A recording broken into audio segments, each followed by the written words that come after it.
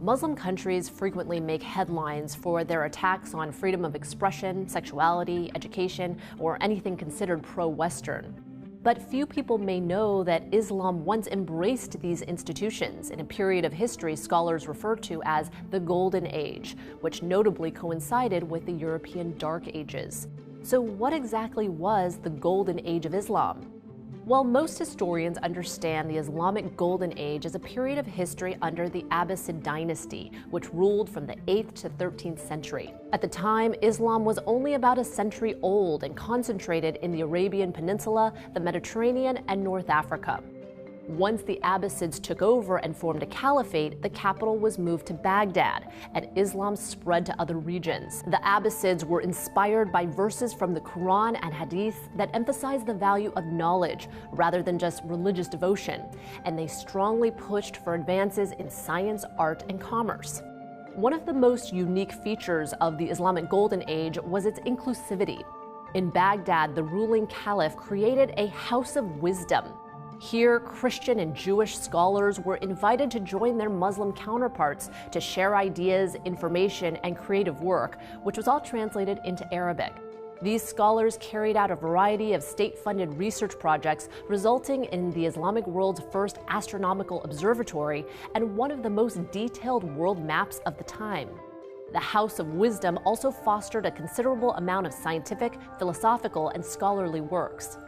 Many Golden Age scholars put their studies to practical use, particularly in the field of medicine and healthcare.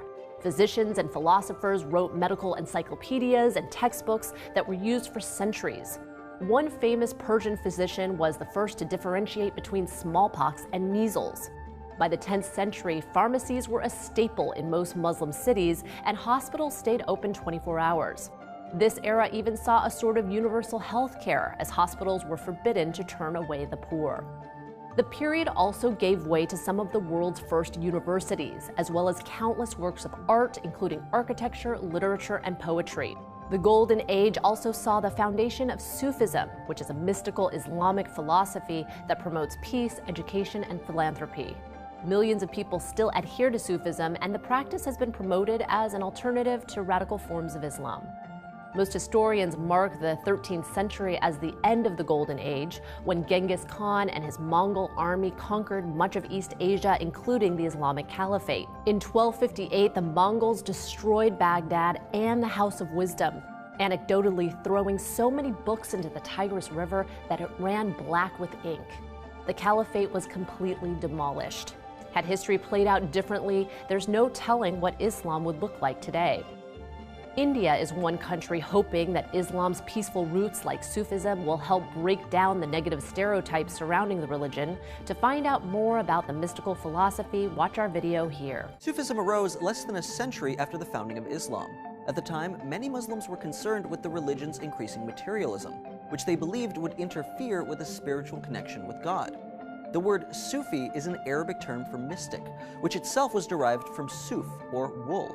Thank you for watching Seeker Daily. Please like and subscribe for new videos every day.